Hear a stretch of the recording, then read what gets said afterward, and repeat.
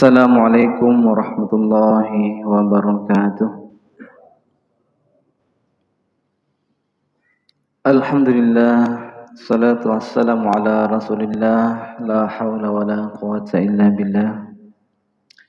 Ashhadu an la ilaha illallah wahdahu la sharika lah, wa ashhadu anna muhammadan abduhu wa rasuluh.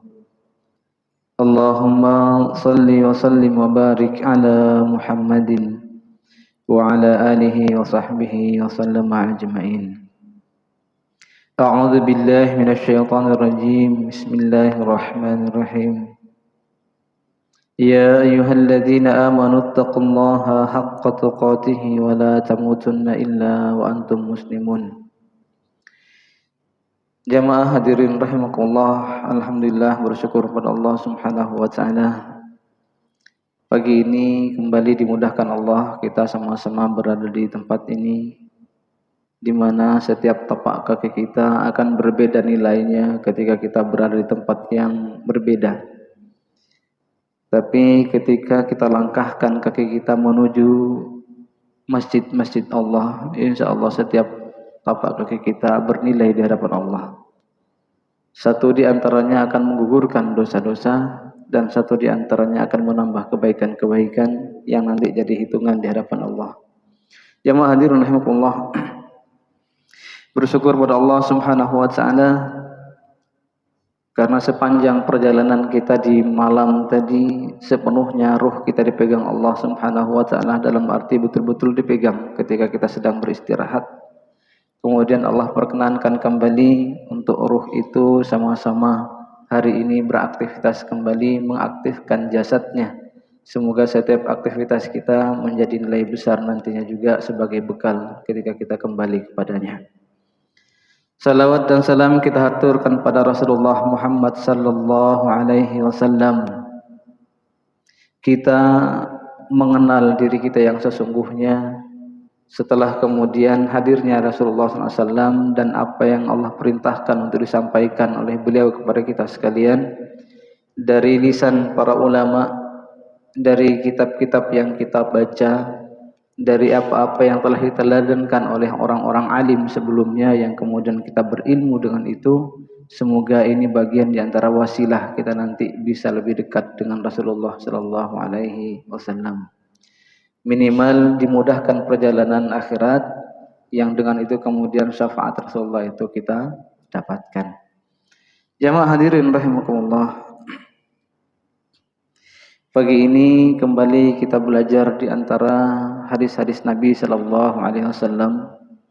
Semoga di antara salah satu hadis yang kita kenal kemudian jadi pelajaran buat kita dan kita dawamkan dalam hari-hari kita. Semoga itu menjadi sebab kemudian mudahnya kehidupan kita di dunia yang nanti akan jadi pertanggungjawaban yang mudah pula di akhirat Allah. Jamaah hadirin rahimakumullah, kalau kita sedikit membuka lembaran-lembaran surat-surat yang Allah kirimkan kepada kita sekalian, salah satu ayat Allah di surah Luqman ayat yang ke-20, di sana disampaikan, a'udzubillahi minasyaitonirrajim. Alam tara annallaha sakhkhara lakum ma fis samawati wa ma fil ardi. Tidakkah kalian perhatikan bahwasanya Allah telah memudahkan, menundukkan buat kalian apa-apa yang ada di langit. Maksudnya makhluk-makhluk Allah yang di langit itu sudah Allah tundukkan untuk kita. Ada saatnya hujan itu turun sebagaimana perintah Allah Subhanahu wa taala. Ada saatnya di mana matahari itu akan membentangkan seluruh energinya untuk kita. Ini semuanya di antara nikmat-nikmat yang Allah berikan pada kita, yang di ayat yang dilanjutan ayat berikutnya Allah mengatakan wa asbagha 'alaikum ni'amahu dhahiran wa batinah. Allah telah menyempurnakan untuk kita nikmat-nikmat Allah itu zahiran wa batinah. Nikmat Allah ada yang kita langsung bisa melihatnya, ada yang langsung bahkan kita merasakannya, ada yang bisa kita rasakan dan juga bisa kita lihat wujudnya. Matahari di antara nikmat yang Allah berikan pada kita. Walaupun kebanyakan kita hari ini begitu banyak yang merasa gerah di siang hari, tapi sebenarnya matahari tidak akan pernah lepas dari fitrahnya. Allah perintahkan dia untuk menerangi dunia. Karena selama matahari masih bersinar, berarti dunia masih akan berjaya, masih akan tetap berlanjut. Jemaah hadirin rahimakumullah. Di antara nikmat inilah yang kemudian mesti kita syukuri pada Allah Subhanahu wa taala, yang tidak ada pilihan untuk kita memilih mana yang kita syukuri, mana yang tidak. Setiap nikmat yang Allah berikan pada kita yang kita nikmati hari ini wajib untuk kita syukuri. Matahari yang kadang terik kita rasakan. Mungkin saat ini kita tidak terlalu membutuhkan matahari sinarnya menurut kita.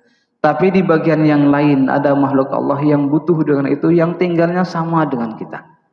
Ada orang lain yang mungkin kebutuhannya dengan sinar yang begitu panas itu sangat butuh dengan matahari. Jemaah hadirin rahimakumullah, di badan kita yang Allah singgung,kan wa fi anfusikum afala tubsirun. Dalam tubuh kalian, kata Allah, sudahkah kalian syukuri maksimal? Sudahkah kalian lihat baik-baik? Baik yang nampak ataupun yang tidak nampak. Yang bisa langsung dilihat atau yang tidak bisa langsung dilihat oleh pandangan kita. Jemaah rahimakumullah, kita bersyukur pada Allah Subhanahu wa taala, pendengaran kita jelas. Walaupun yang kita dengarkan itu tidak nampak. Suara yang kita miliki jelas. Walaupun suara sendiri tidak pernah kita lihat bentuknya seperti apa. Inilah yang dikatakan diantaranya ni'amahu dhahiran wa batina. Ada nikmat itu dhahir, ada nikmat itu batiniyah yang kita tidak langsung bisa melihatnya. Lebih ke dalam lagi jemaah rahimakumullah, ada yang namanya keimanan. Iman ini juga tidak ada wujudnya. Iman itu tidak bisa kita lihat dan tidak bisa kita pegang, tapi bisa kita rasakan. Orang yang imannya masih jelas ada, ketika bangun subuh terlambat, itu ada rasa penyesalan. Itu betul-betul nikmat iman yang luar biasa. Apalagi lebih dari itu. Ya Allah, tidak sempat sholat tahajud. Beratnya rasanya, rasa malu di hadapan Allah. Begitu nikmat Allah itu banyaknya luar biasa. Malam ini tidak sempat tahajud. Ada rasa penyesalan karena mungkin terlalu capek di paginya, di siangnya. Jemaah hadirin rahimakumullah, ini nikmat yang batiniyah yang kita tidak bisa langsung melihatnya, tapi bisa merasakan. Mari semuanya yang kemudian Allah titipkan ini kita syukuri semuanya. Salah satu di antara bentuk syukurnya, kalau dengan badan kita, maka kita laksanakan amaliyah-amaliyah yang nantinya akan menghindarkan setiap tubuh kita itu dari sengsara kehidupan dunia, terutama sengsara nanti di akhirat Allah. Jemaah hadirin rahimakumullah. Dari hal itu juga kita tidak menafikan bahwasanya Allah memberikan dunia-dunia yang lain buat kita. Di antaranya yang kita pelajari hari ini terkait dengan dunia kita, khususnya ketika terkait dengan harta kita. Dan dunia-dunia yang lain. Satu ketika para sahabat itu berada di sebuah majelis. Lalu kemudian ada yang berbincang. Begitu mendambakan kalau nanti kita kaya, kita akan seperti ini, seperti ini. Ini kata para sahabat. Lalu kemudian datanglah Nabi SAW melewati majelis tadi di masjid Nabi. Kata Nabi, la ba'sa bil ghina liman ittaqa. Tidak apa-apa kalian berbincang tentang kekayaan, tidak apa-apa kalian kaya nantinya, tapi tetaplah menjadi orang yang bertakwa pada Allah. Karena harta orang-orang yang bertakwa itu akan ada manfaatnya buat dirinya dan juga untuk orang lain. Jemaah hadirin rahimakumullah. Karena para sahabat ini umumnya sahabat Rasulullah yang kita pahami, umumnya mereka itu adalah orang-orang yang fuqara, orang fakir, bukan kategori miskin yang kemudian kita pahami miskin itu minimal untuk makan besok tidak perlu dipikir karena sudah ada. Kita yang seringkali menyatakan diri kita ini orang tidak mampu, kita ini orang tidak punya apa-apa, Padahal untuk makan 2 bulan ke depan masih ada. Jemaah hadirin rahimakumullah, itu secara kasat mata untuk kita mengatakan demikian. Tapi kalau maknanya adalah makna yang benar-benar dalam, kita ini orang fakir di hadapan Allah. Benar, tidak ada yang keliru. Jemaah rahimakumullah. Karena kita wa antumul faqara, kita semuanya adalah orang-orang fakir di hadapan Allah Subhanahu wa taala. Tapi kadang bahasa kita itu di hadapan sesama manusia, kita menganggap diri kita orang yang tidak punya kelebihan lain dari orang lain, padahal harta kita jelas nampak, kekayaan yang kita miliki Allah berikan pada kita jelas ada. Jemaah hadirin rahimakumullah. Oleh karenanya ketika para sahabat itu berkumpul, kemudian Nabi mengatakan demikian. Sebuah hadis dari Abdullah bin Amr bin As, di mana Nabi sallallahu alaihi wasallam kemudian bertanya kepada para sahabat. Kata Nabi sallallahu alaihi wasallam, "Idza futihat 'alaikum Faris war Rum, fa aina ma kuntum?" Kalau sekiranya Persia itu nanti dibuka, Romawi itu dibuka untuk kalian, karena saat itu adalah kesejahteraan orang-orang kaya itu nampak di 2 peradaban ini, Persia dan Romawi, yang semua peradabannya sudah jelas-jelas bisa dilihat setiap orang hari itu. Kekayaan itu banyak di sana, sejahtera semua orang-orangnya di sana karena pengelolaan negara yang baik, karena pengelolaan harta-harta mungkin merata. Nampaklah di sana kemudian bahwasanya kerajaan itu dengan rajanya serta apa saja yang diinginkan oleh raja dan kerajaannya nampak jelas di sana orang-orang kaya. Rajanya sudah nampak dengan baju-bajunya yang luar biasa untuk standarnya hari itu, apalagi seorang raja. Kementerian-kementeriannya sudah jelas. Sementara Nabi dengan para sahabat hari itu, Nabi makannya seperti itu, para sahabat juga jelas makannya seperti apa. Karena mereka seakan-akan berangan, kita ini pengen seperti orang-orang kebanyakan yang kaya, makmur kehidupannya, sejahtera dalam rumah tangganya. Namanya manusia, Pak, sudah fitrahnya mengharapkan bahagia dunia itu yang akan memberikan kebahagiaan pada keluarganya. Dilihatlah 2 negara besar ini, imperium besar ini, Persia dan Romawi hari itu. Maka kemudian kata Nabi, "Idza futihat 'alaikum Faris war Rum." Bagaimana kalau nanti ternyata Persia dan Romawi itu dibuka buat kalian, dan kalian mendapatkan harta-harta yang besar dan kesejahteraan yang besar. Maka kata Nabi sallallahu alaihi wasallam, "Fa ayyu qaumin antum?" Bukan fa aina ma kuntum, maaf tadi keliru, Pak. Fa ayyu qaumin antum? Akan seperti kaum yang bagaimana kalian nantinya? Maka kemudian Abdurrahman bin Auf menjawab di hadapan Nabi sallallahu alaihi wasallam, kata beliau, "Naqulu kama amarana Allah." Ya Rasulullah, kami akan tetap sebagaimana hari ini taat dengan perintah Allah. Kami akan tetap jadi orang yang rajin ke masjid. Kami akan tetap jadi orang yang dermawan. Kami akan tetap menjadi orang yang berjihad, berdakwah untuk menyampaikan risalah Islam ini dimanapun kami berada. Kata Nabi sallallahu alaihi wasallam, "Awa ghairu dzalik?"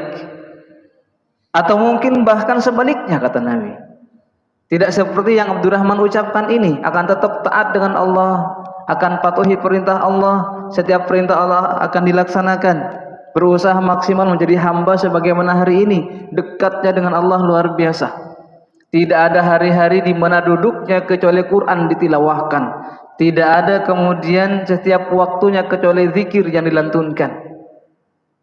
Sebagaimana kata Abdurrahman bin Auf, kami akan tetap sebagaimana hari ini ya Rasulullah, akan taati perintah Allah. Mengejutkan, makanya Nabi mengatakan awal ghairu dzalik, atau mungkin sebaliknya. Kata Nabi SAW, mungkin nanti di antara kalian ketika Persia dan Romawi itu sudah terbuka, sejahteranya nanti umatku ke depan.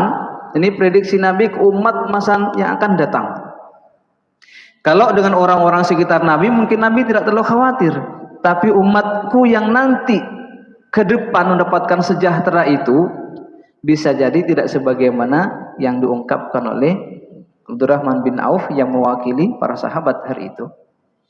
Kata Nabi SAW, mungkin kalian nanti tatanafasun, ketika sudah sejahtera, sudah makmur, sudah enak kehidupannya, umatku nanti tatanafasun. Tatanafasun ini berlomba untuk mendapatkan baik itu materi atau pengakuan di hadapan masyarakat. Mungkin ada nanti dari umatku itu yang berlomba untuk mendapatkan materi yang semakin besar. Sudah dibuka kesejahteraan, tapi mereka masih tetap merasa kurang, sehingga kemudian dia berlomba untuk mendapatkan yang lebih dan lebih. Padahal sesungguhnya materi yang kita miliki, makanan yang kita makan, kalau betul-betul kita melihat bagaimana para sahabat itu dulu, hanya untuk menegakkan tulang punggung kita agar kemudian ibadahnya tidak merasa berat.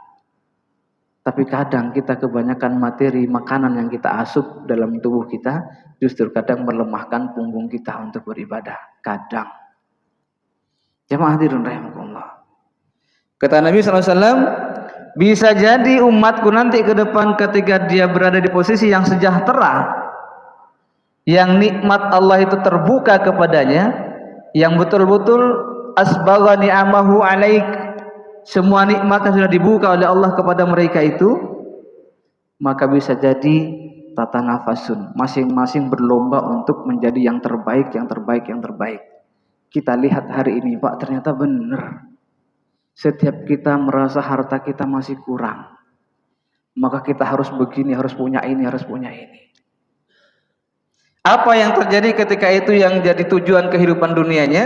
Summa tatahasadun. Ada di antara umatku itu nanti untuk mendapatkan sejahtera yang lebih dan lebih itu tatahasadun. Melihat saudaranya yang lain lebih baik darinya, ada rasa hasad. Ya Allah, kenapa bukan saya yang seperti itu? Saya harus bisa mencapai yang demikian itu juga, ya Allah. Dengan usaha ini, usaha itu, apapun dikerjakan. Syukur kalau itu halal. Kenyataannya hari ini menjadi betul-betul terbuka kita hari ini. Di mana kalau kita lihat nih teman-teman, semoga bukan kita yang di sini, Pak. Semoga bukan teman-teman kita di Balikpapan, tapi sebagian Balikpapan sudah ada. Untuk mendapatkan dalam pikirannya harta yang lebih dari sekedar didapat, tidak semua teman-teman ojek itu, Pak, sekarang senang ketika mendapatkan orderan. Justru mereka merasa terganggu dengan mendapatkan orderan. Kenapa? Saking asiknya menikmati dunianya. Dunia apa? Dunia slot. Justru dapat orderan mereka kadang marah-marah, sehingga kadang udah dapat, kalau tidak diambil bisa dapat dispen dan lain-lain dari perusahaannya, maka ketika ngantar itu sembarangan, pengen cepat selesai dan melanjutkan kembali slotnya tadi. Kenapa? Ada dunia yang sedang dinikmati, pengen lebih baik dari yang lain, baik itu lebih baik dari permainannya atau bahkan mendapatkan lebih baik dari apa yang dipasang, masuk ke judi online-nya tadi. Ini salah satunya saja, Pak. Di luar itu jamaah rahimakumullah, tatahasadun, untuk mendapatkan dirinya lebih baik dari orang lain, kata Nabi, umatku itu saling membenci, saling tidak suka ketika mendapatkan sesuatu orang lain ternyata lebih dulu mendapatkan itu. Bisa jadi hasadnya luar biasa kepada orang itu, atau bisa jadi usahanya akan melebihkan itu di hadapan Allah hanya untuk melampaui orang yang sudah dianggapnya lebih baik dari dirinya. Jadi konsepnya Abdurrahman bin Auf sudah mulai ditinggal. Kami akan tetap taat padamu ya Allah. Kami akan dapatkan harta-harta itu dengan jalanmu ya Rabb, tanpa merasa hasad dengan orang lain. Kata Nabi berikutnya, summa tatadabarun. Kalau sudah hasad, maka nanti akan terjadi saling membelakangi. Ini tidak hanya di hal harta, Pak. Popularitas itu juga menjadikan bagian di antara dunia yang Allah berikan pada kita, yang menjadikan seseorang itu merasa harus lebih baik dari orang lain. Ini entah di mana kelirunya, Pak. ada di satu masjid itu begitu memasang setiap dai-dai yang dikoleksinya, dai-dai yang biasa dipintai untuk mengisi kajian-kajiannya, itu betul diperhatikan. Dia sekolahnya di mana, lulusan apa, sampai gelarnya itu di mana. Inilah yang kemudian nanti menjadikan rasa yang dikhawatirkan, membesarkan rasa di batin seseorang itu, mana di antara ini yang terbaik. Ini lulusan Yaman, ini lulusan Madinah, ini lulusan Maroko, dan lain-lain. Kalau ini terbangun, Pak, nanti akan menaikkan popularitas dia dan ini dan itu dan lain-lain. Itu ada persaingan hari ini di dunia pengajian-pengajian itu. Kamu pengajiannya ustadznya siapa? Alah, cuma lulusan dalam negeri. Ini, Pak, kadang terjadi. Dunia kita, setan itu tidak hanya bertugas untuk menggoda orang meninggalkan sholat. Setan itu tidak hanya bertugas kemudian agar orang tidak hadir dalam pengajian, tapi setan bertugas untuk lebih seakan-akan memuliakan seseorang. Ada orang yang sengaja didorong untuk sholat dengan rajin agar dia merasa kamu sholat ke masjid cuma 1-2 kali dalam sepekan. Nggak ngomong kalau dirinya sudah rajin ke masjid, tapi orang melihatlah dengan saya lo rajin ke masjid. Seakan-akan dia merasa lebih baik. Di pengajian pun sama, setan juga berlomba untuk menggoda manusia. Kamu cuma ngajiin sama orang lulusan dalam negeri, kita coba lihat. Yaman lulusannya kita ikuti, Madinah, Mekah. Bahkan mungkin yang dari lain-lainnya, Kairo dan sekitarnya. Itu loh ustaz-ustaz kita. Jamaah hadirin rahimakumullah, ini kalau sampai bentukannya setan, Pak, ngaji kita, bahkan ustadznya bisa merasa besar dengan itu, sudah menggelincirkan niatnya. Jamaah rahimakumullah, berat menjaga niat dan keikhlasan itu. Maka syukurnya di tempat kita ini, saya begitu pelajari dari video-video yang ada, ternyata tidak semua, kalaupun ada kayaknya, dituliskan gelarnya ketika di video itu, Pak ya. Bahkan mungkin tidak ditulis. Mungkin salah satunya agar menjaga bagaimana keikhlasan seseorang itu memberikan tausiahnya, agar menjaga orang itu tidak merasa lebih baik dari yang lain, atau mungkin pengurus bermaksud agar kemudian kita tidak menganggap satu dengan yang lain lebih baik dari yang lain. Kalau ini tujuannya, semoga niatnya ikhlas semoga Allah Subhanahu wa taala, sehingga ngaji kita yang ngisi kajian tetap merasa kita sama.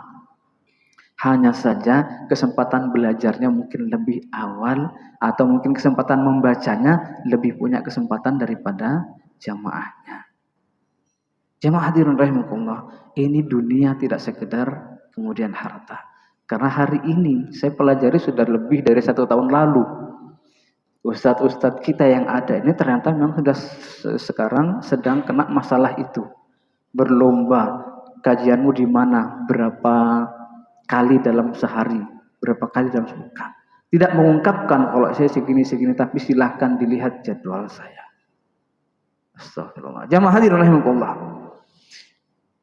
Inilah yang dikatakan Nabi, nanti bahkan umatku ketika sejahtera dia, baik hartanya, baik jadwalnya, baik kajiannya, tatadabarun. Mereka saling membelakangi, bahkan karena pengajian jamaahnya lebih banyak daripada yang lain, di golongan kita sebagian, karena merasa dari sisi yang sholat tadi, merasa lebih baik dari yang lain, ketika orang yang dianggap berbeda sholatnya, cara sholatnya dengan dia, itu dianggap, wah ini belum sunnah nih. Saya pernah satu masjid di sekitaran dekatlah dengan sini, Pak. Saya mampir sholat duhur. Begitu kami sholat sunnah, ternyata banyak mata yang memandang. Ada yang berbeda setelah saya lihat. Ternyata membuat pandangan itu bukan pandangan kita seperti kita hari ini. Ini pandangan kayak benci, nggak suka. Karena ternyata saya tidak sunnah sebagaimana sunnah yang mereka maksudkan. Yang jadi perhatian mereka terutama, satu, ketika saya turun dari berdiri untuk kemudian sujud, saya mendahulukan lutut baru tangan. Wah, itu jadi pandangan ternyata. Saya pelajari semua yang di situ. Satu-satu ketika mereka sedang sholat sunnah, ternyata seragam. Mereka ternyata menurunkan tangannya lebih dulu. Jangan-jangan ini kali penyebabnya, kok pandangan semua dari di masjid itu memandang saya ini, rasanya segera diminta untuk pergi. Karena nggak cocok dengan kondisi yang diharapkan. Kemudian yang kedua, karena ini sholat sunnah 2 rakaat, ternyata ketika tasyahud akhir, saya tawaruknya menurunkan duduk saya langsung ke lantai. Sementara mereka seragam, ternyata seperti duduk di antara 2 sujud. Atau duduk di saat tahiyat yang pertama kalau kita sholat selain subuh. Jemaah hadirin rahimakumullah, begitu saya pelajari, hadir di kesempatan berikutnya, saya coba dengan cara mereka. Ini kembali niat saya bukan untuk ibadah, sekedar pengen sholat sunnah, yang niat saya sudah bukan untuk Allah, niat pengen mendapatkan bagaimana perhatian mereka. Berusaha saya buat sholat seperti mereka inginkan, dan ternyata benar. Langsung ditanya, akhi, antum belajar di mana? Allahu a'lam. Saya memang sengaja meniatkan itu untuk dilihat mereka. Tapi alhamdulillah selesai sholat sunnah, saya tidak sholat di situ. Kenapa? Saya sudah salah niat, sekedar untuk diakui oleh mereka. Sholat duhurnya saya pindah ke tempat lain karena niat saya sudah jelek. Jadi sekedar sholat sunnah menyatakan saya juga bisa sholat seperti kalian, dan dalilnya juga sama saya miliki. Jemaah rahimakumullah, inilah orang ketika kemudian yang dilakukannya untuk menseragamkan saja, tidak karena dalil-dalil yang ada, kemudian menganggap dirinya lebih baik. Ini masih dunia, Pak, walaupun tidak semuanya berupa harta. Merasa lebih baik dari orang karena cara sholatnya dianggap lebih baik dari yang lain. Jamaah hadirin rahimakumullah, itulah kemudian tatadabarun, saling membelakangi, tidak mau saling sapa, dianggap orang lain.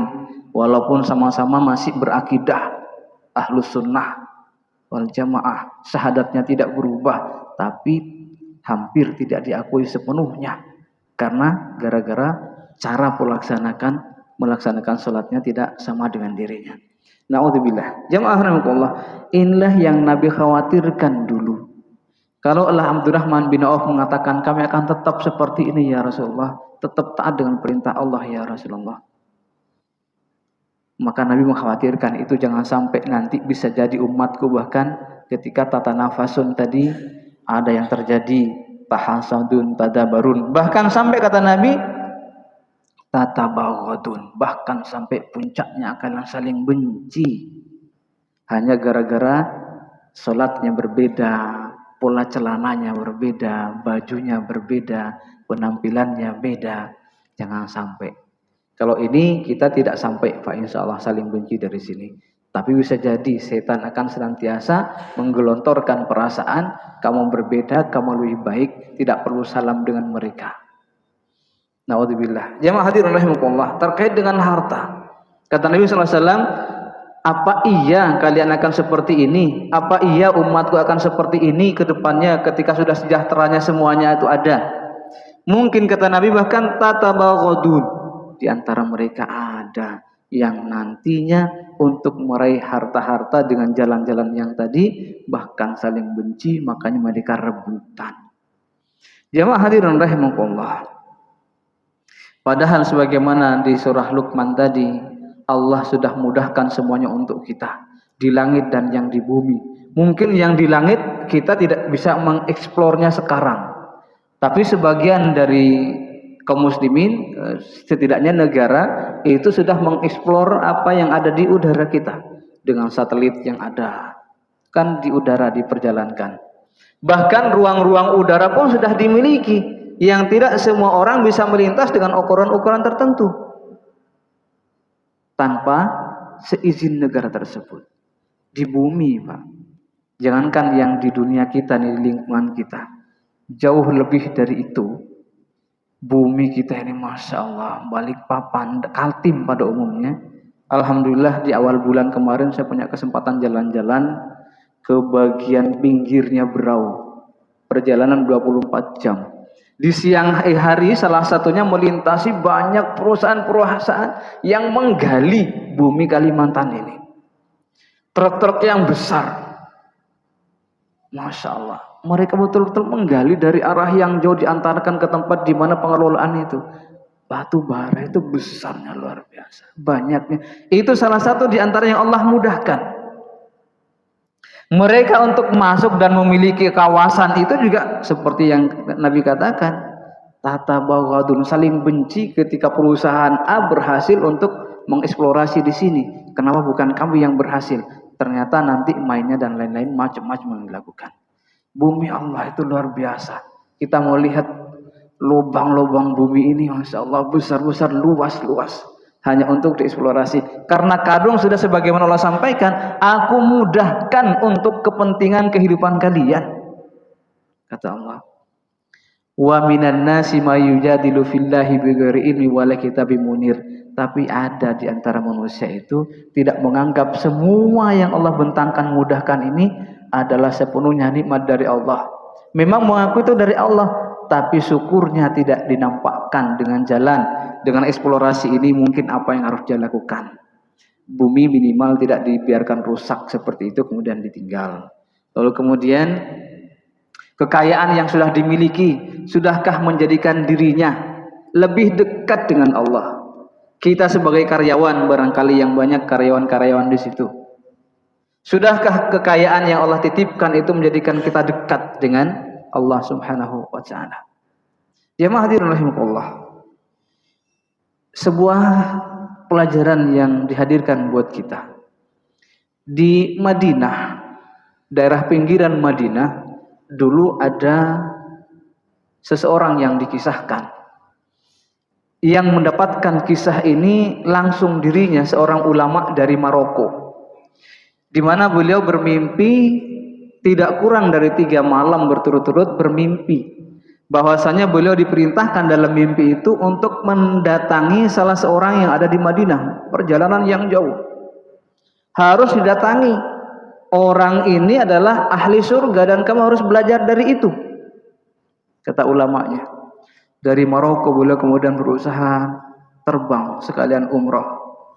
Selesai umrohnya lalu kemudian melanjutkan bahwa saya sedang mencari si fulan di pinggiran kota Madinah. Lalu kemudian banyak orang mengenalnya, sampailah jumpa dengan orang yang dimaksud. Ditanya, wahai saudaraku, apakah sampean namanya si fulan? Oh iya, saya, yang dimaksud saya. Ayo sekarang kita ke masjid.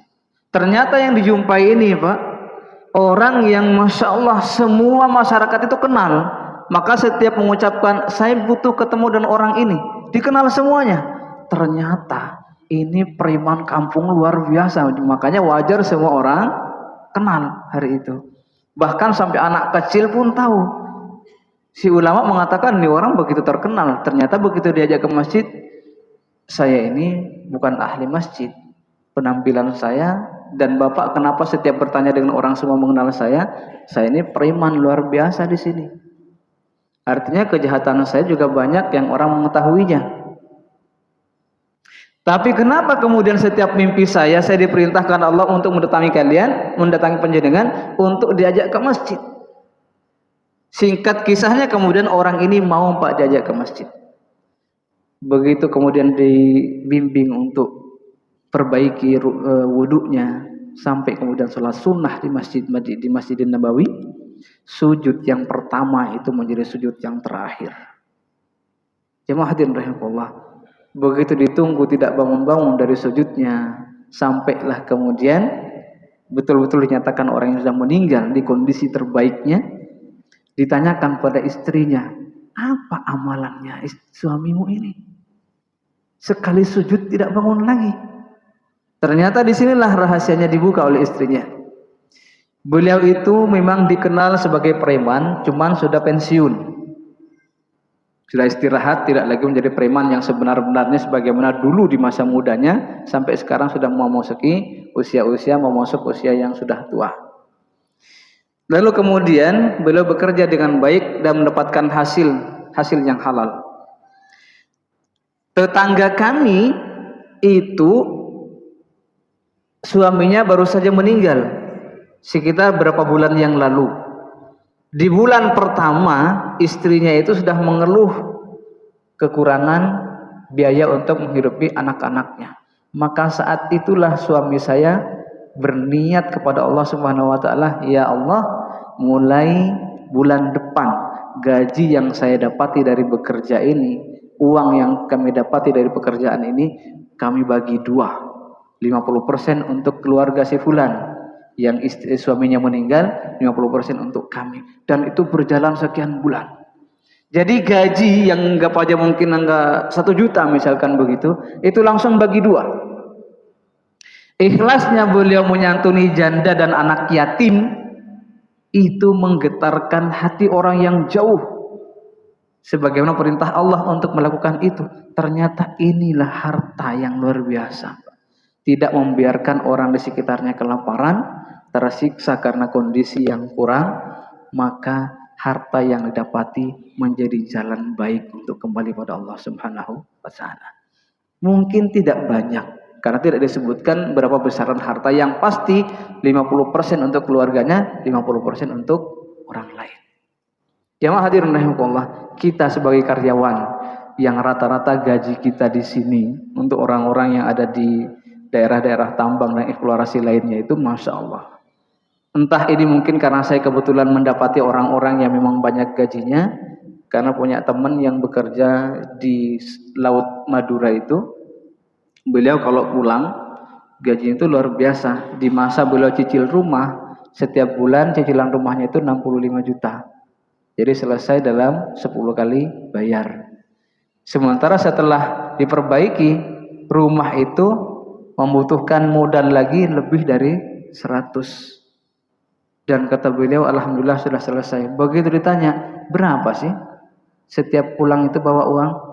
Sedikit Ustaz. Kalau gaji orang di atas saya itu per hari 25. Kalau saya nggak sampai segitu per hari. Jamaah rahimakumullah, kalau orang di atasnya 25, prediksi kami minimal beliau ini anggap aja paling kecil sehari 10. Makanya besar kemudian yang didapatkan. Apakah yang sekian ini sudah dijadikan niat untuk menjadikan kita dunia itu jembatan menuju kebaikan di hadapan Allah? Sebagaimana diungkapkan oleh ulama kita, Hasan Al-Basri mengatakan, dunia itu sesungguhnya hanyalah sebagaimana jembatan yang akan kita lewati untuk menuju Allah Subhanahu wa taala, yang ketika kita berada di atas jembatan itu tidak mungkin membangun apapun untuk kita tinggal di situ. Inilah harta, inilah dunia yang kita miliki, harusnya tidak menjadikan kita merasa seakan-akan selamanya di dunia, maksudnya begitu. Karena kalau sudah lebih dari itu, maka kita termasuk kategori orang yang cinta dunia. Ini kata para orang-orang zuhud. Bukan berarti zuhud itu nggak mau harta, bukan Pak. Tapi zuhud itu orang yang tidak menjadikan harta berada di hatinya. Contoh orang yang tidak menjadikan harta selalu berada di hatinya dan takut kehilangan harta itu, kalau kita di jalan raya, kemudian mobil kita disenggol dan gores, kita berusaha tidak marah, itu diantaranya mungkin kita sedang paham, ini kan cuman gores, ini kan cuman penyok, tidak perlu kemudian harus marah-marah pada orang. Satu, kalau orang itu dimarahi, harga dirinya mungkin berubah. Apalagi kalau dia bonceng istrinya, apalagi bonceng anaknya, merasa ayahnya, merasa suaminya tidak dihargai orang. Kalau orang itu paham, ini kan cuma titipan Allah, Allah apakan saja, ini sudah takdirnya. Kadang kita ini bawa mobil kesenggol dikit, marahnya sama orang luar biasa. Kenapa? Ini di ngecat nggak bakal dengan uang yang sedikit.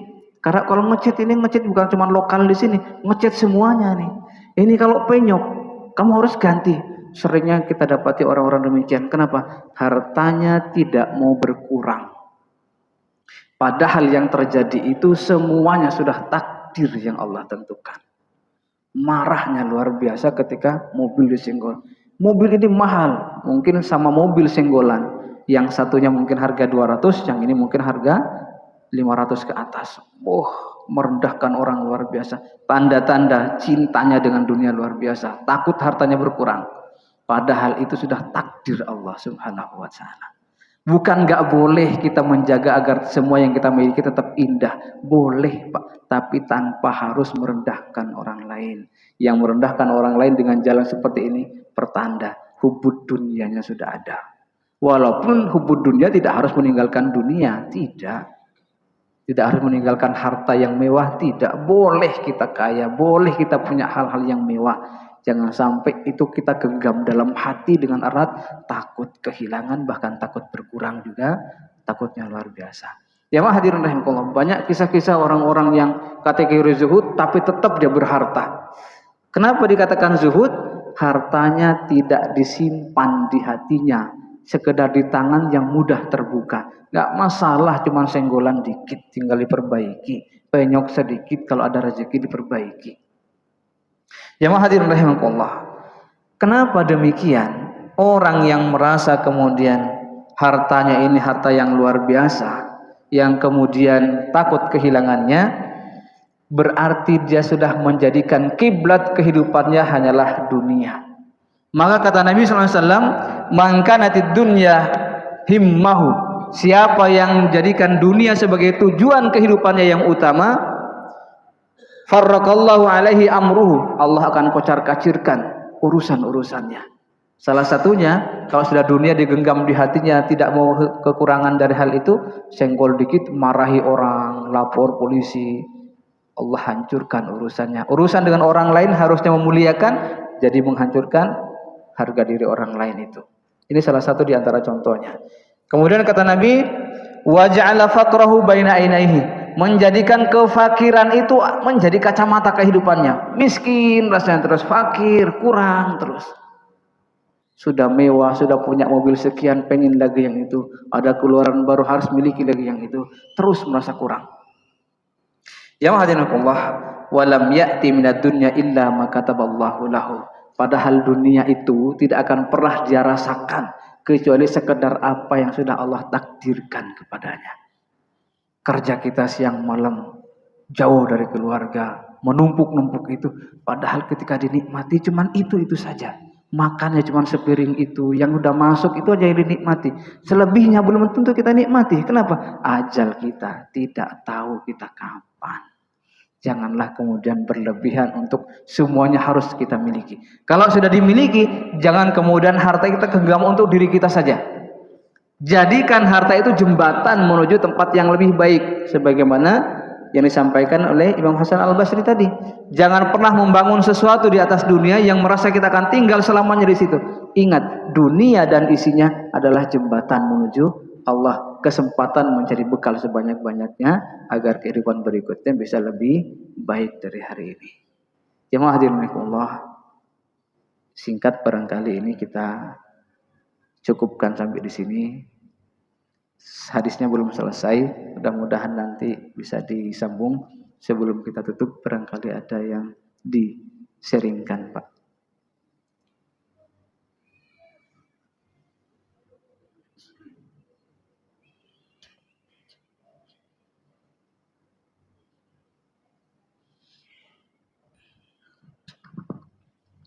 Assalamualaikum warahmatullahi wabarakatuh. Waalaikumsalam.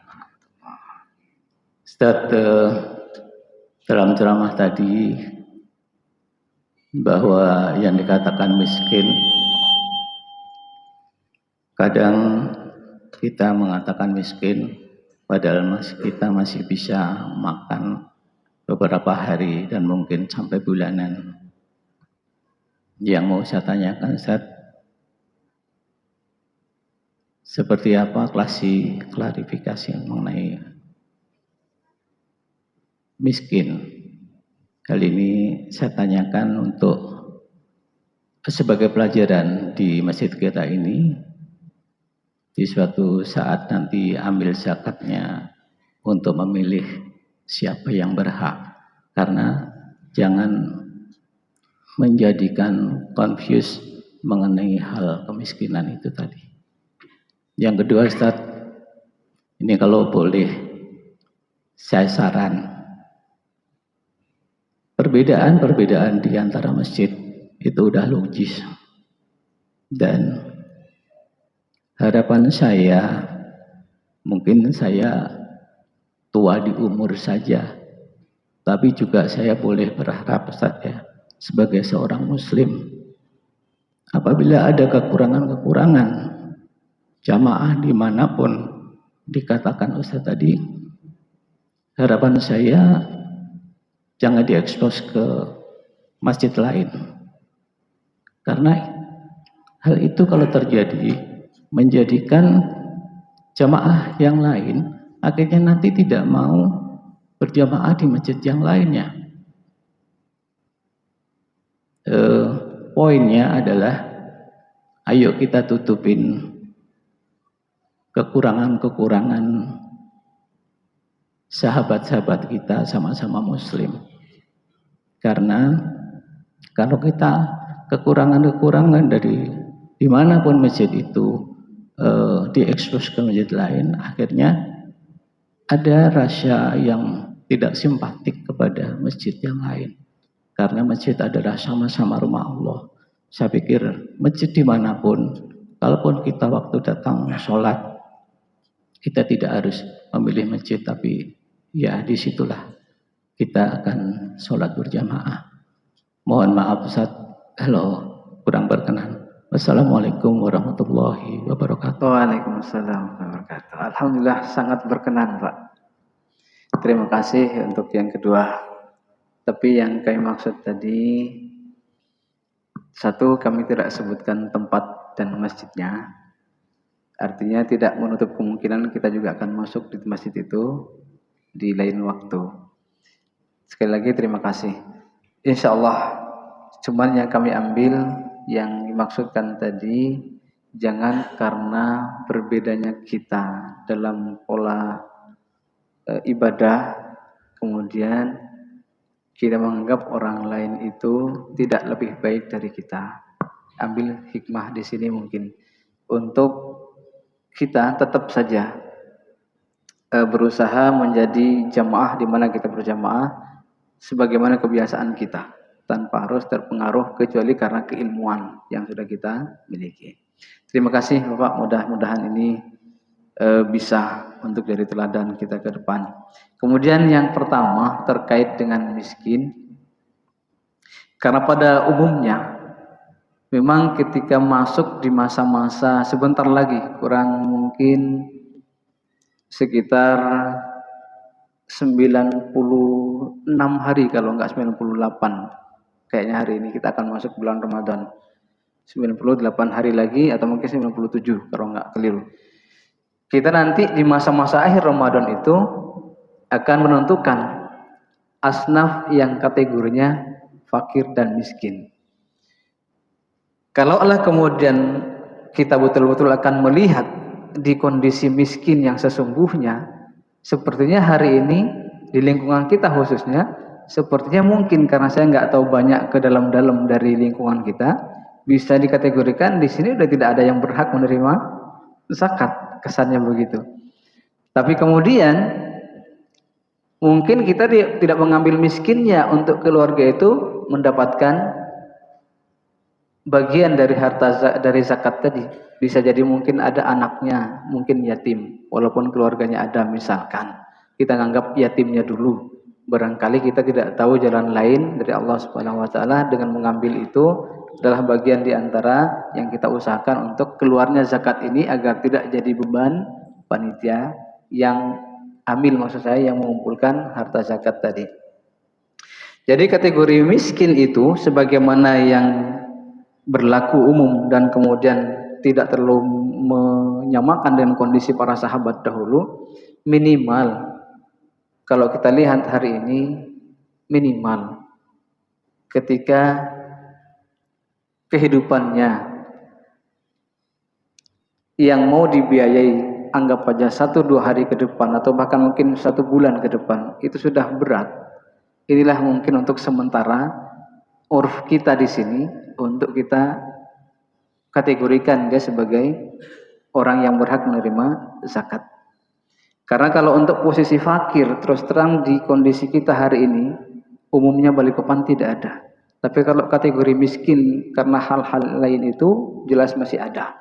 Cuman kadang kita butuh untuk keluar lebih jauh. melangkah dari lingkungan masjid, sementara kewajiban kita minimal harta zakat itu terbagi untuk lingkungan masjid. Sekitar di mana masjid itu berada, syukur-syukur kita bisa melangkah ke yang lebih jauh, mungkin di sana belum tersentuh. Kalau dulu kami melangkah dari Karangbugis itu ke tempat yang agak jauh, karena hari itu tempat yang kita tuju memang mampu untuk makan 3 hari ke depan mampu.